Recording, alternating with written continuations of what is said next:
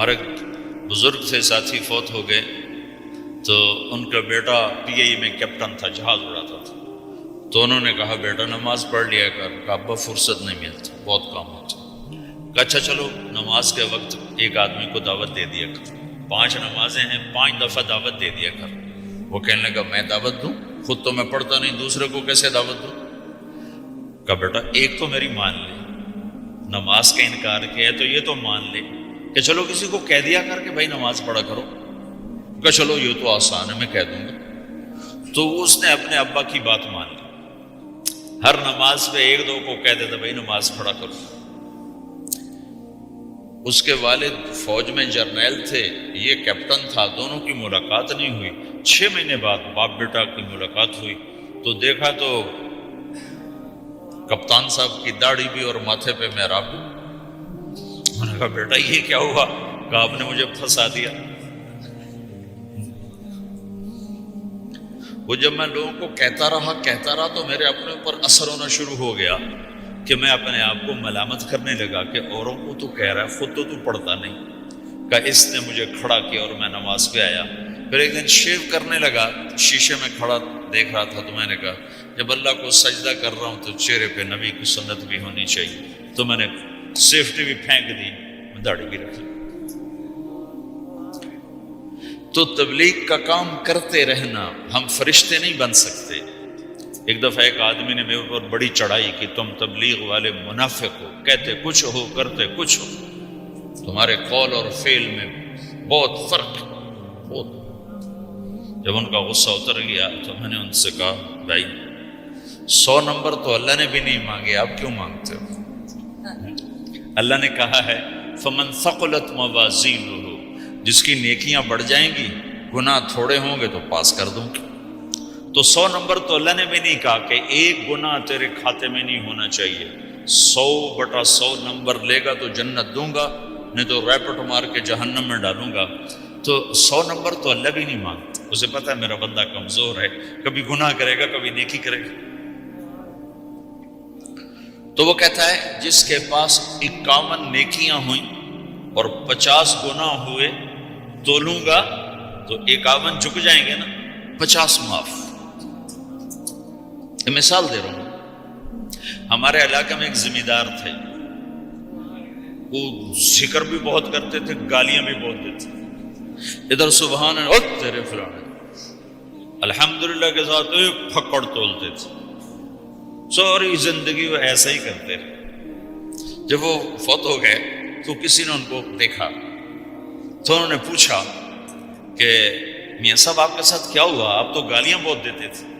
خود انہوں نے یہ پوچھ رہے آپ تو گالیاں بہت دیتے تھے، تو آپ کے ساتھ کیا ہوا؟ کہ اللہ تعالیٰ نے میرے ذکر اور میری گالیوں کو تولا تو میرا ذکر بڑھ گیا تو میری بخشش ہو گئی. اللہ نے بھی کاؤنٹنگ رکھی ہے، پرفیکشن مانگی ہی نہیں. اگر اللہ پرفیکشن مانگتا تو پھر آپ کہتے تم کرتے کچھ ہو کہتے کچھ ہو. اگر میں کہتا صحیح ہوں تو ایک نیکی تو کر رہا ہوں، اور کرتا نہیں ہوں تو ایک گناہ کر رہا ہوں. کیا پتا میرا رب میرے کہنے کے طفیل میرے نہ کرنے کو معاف کر دے. بس ایک صورت میں ہے کام خطرناک کہ اگر میں اس کہنے سننے کو اپنی دنیا بنانے کا ذریعہ بنا لوں پھر خطرناک ہے. تأمرون الناس بالبر وتنسون انفسکم وانتم تتلون الکتاب، کچھ یہ آیت. لیکن اگر میرے اندر اخلاص ہے تو پھر میں انسان ہوں، کبھی اچھا کروں گا کبھی برا کروں گا، لیکن میرے ذمہ صدا لگانا ہے.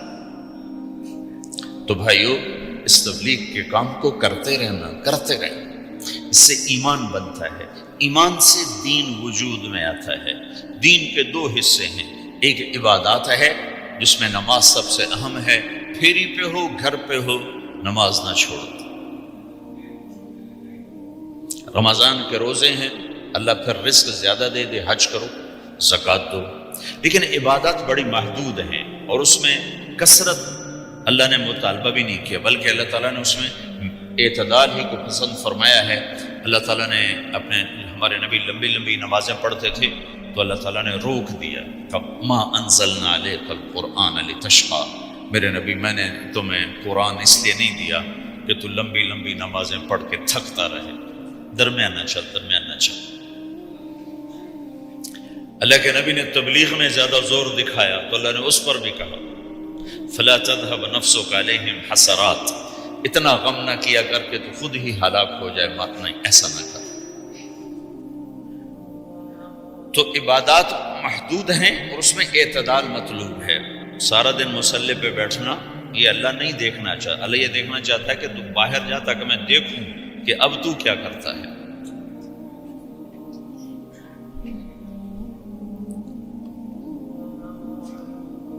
دوسرا حصہ اس کا اخلاقیات ہے، آپس کی معاشرت ہے۔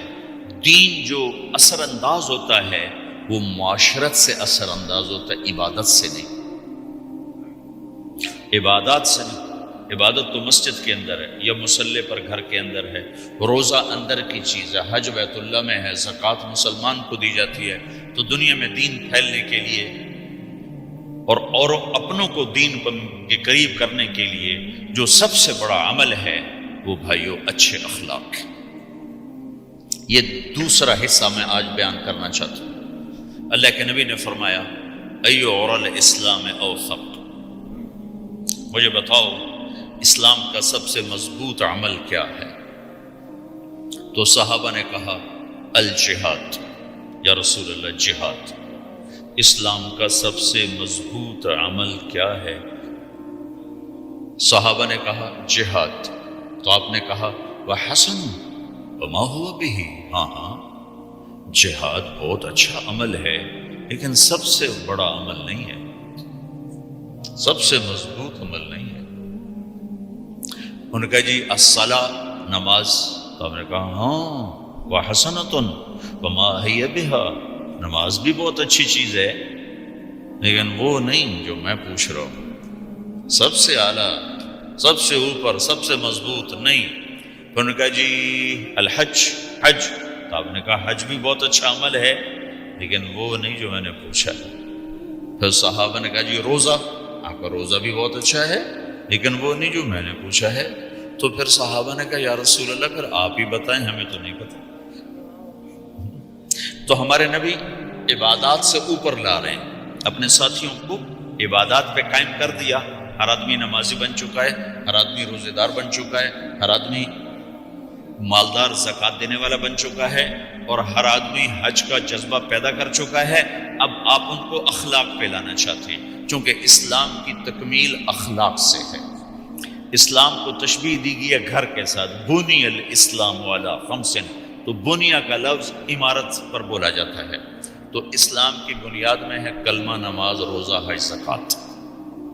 اگر اس مسجد کی بنیادیں بھر دی جائیں تو اس کو مسجد تو نہیں کہیں گے، ہاں جی بنیادیں ڈال دی ہیں، چھت ڈالنی ہے، جب چھت پڑے گی تو پھر یہ مسجد کہلائے گی۔ تو اسلام کی بنیاد قائم ہو چکی تھی، اب آپ چھت ڈالنا چاہتے تھے۔ چھت کیا ہے؟ وہ اچھے اخلاق ہیں، تو اب آپ ان کو اوپر لا رہے ہیں، اوپر لا رہے ہیں۔ تو آپ نے جب پوچھا تو انہوں نے وہی کہا جو انہوں نے ابھی سیکھا تھا، نماز، روزہ، جہاد، حج، لیکن آپ نے سب کی نفی کر دی، نہیں یہ بھی نہیں، یہ بھی نہیں، یہ بھی نہیں، یہ بھی نہیں۔ اچھا یا رسول اللہ آپ بتائیں۔ تو آپ نے فرمایا ان اوثق عر الاسلام الحب للہ والبغض للہ، اسلام کا سب سے مضبوط عمل وہ آپس میں اللہ کے لیے محبت کرنا ہے۔ اسلام کا سب سے مضبوط عمل وہ آپس میں اللہ کے لیے محبت کرنا ہے۔ اسلام کا سب سے مضبوط عمل وہ محبت ہے، اللہ کے لیے بغض ہے، اللہ کے لیے محبت ہے، یہ اسلام کا سب سے مضبوط عمل ہے۔ تو بھائیو یہ چھوٹا سا معاشرہ اسلامی بن جائے، اس کے لیے بنیاد میں نے پہلے بتا دی، اب چھت بتا رہا ہوں، وہ ہیں اچھے اخلاق۔ اللہ تعالیٰ نے جب ہمارے نبی نے نماز لمبی پڑھی تو اللہ نے کہا درمیانی پڑھو، میں نے ابھی بتایا۔ تبلیغ میں دکھ زیادہ جھیلا تو اللہ نے کہا درمیانہ چلو، لیکن جب اللہ کے نبی نے اخلاق بلند کیے، اخلاق، تو اس پر بھی اللہ تعالیٰ فرماتا میرے نبی ذرا اتنا نرم نہ ہو، تھوڑا سا سختی دکھا، آنکھیں دکھا۔ تھوڑا شوشاں کر دیں تو میرے رب نے کیا کہا؟ واہ، میرے رب نے آپ کے اخلاق کی جیسی تعریف کی ہے، آپ کے کسی عمل کی ایسی تعریف نہیں کی۔ نماز کو کہا معتدل، اعتدال، دعوت کو کہا اعتدال، اور اخلاق کو کیا کہا؟ انک لعلی خلق عظیم، اور اس کو طاقت پہنچائی قسم اٹھا کے، نون، پھر قسم اٹھائی قلم کی جو علم کا ذریعہ ہے، والقلم وما یسطرون، مجھے قسم ہے قلم اور اس کی تحریر کی، ما انت بنعمت ربک بمجنون وان لک لاجرا غیر ممنون۔ ان دو آیتوں کو چھوڑ کر اگلی جو آیت آ رہی، وانک لعلی خلق عظیم، اے میرے محبوب میں قسم اٹھاتا ہوں قلم اور اس کی تحریر کی، تیرے اخلاق بڑے عالی شان۔ یہ نہیں کہا تیرے اخلاق بڑے عالی ہیں، انک لعلی، علا، علا کا یہاں بہت عظیم الشان کردار ہے۔ علا یہ بتا رہا ہے کہ اے میرے نبی، جتنے اخلاق تصور کیے جا سکتے ہیں وہ سب تیرے تابع ہو چکے ہیں، اور تو ان پہ سوار ہو چکا ہے، تو ان پہ چھا چکا ہے۔ علا چھا جانے کے لیے ہوتا ہے کہ تمام اخلاق تیرے غلام ہو چکے ہیں۔ ایک دفعہ آپ نے فرمایا اچھے اخلاق 360 قسم، 360 قسم، 360 صفات کا مجموعہ اچھے اخلاق ہے۔ کوئی ایک صفت کسی کو مل گئی تو جنت میں چلا جائے گا۔ تو ابو بکر رضی اللہ عنہ سامنے بیٹھے تھے، کہنے کہ یا رسول اللہ افی منہا شیء، ان 360 میں کوئی میرے اندر بھی کچھ ہے؟ تو آپ نے کہا تیرے اندر سارے کا سارا، کوئی کمی کوئی پورے۔ یہ آپ نے اور کسی کو نہیں کہا، صرف آپ نے یہ ابو بکر سے فرمایا کہ ابو بکر تیرے اندر پورے اخلاق 360۔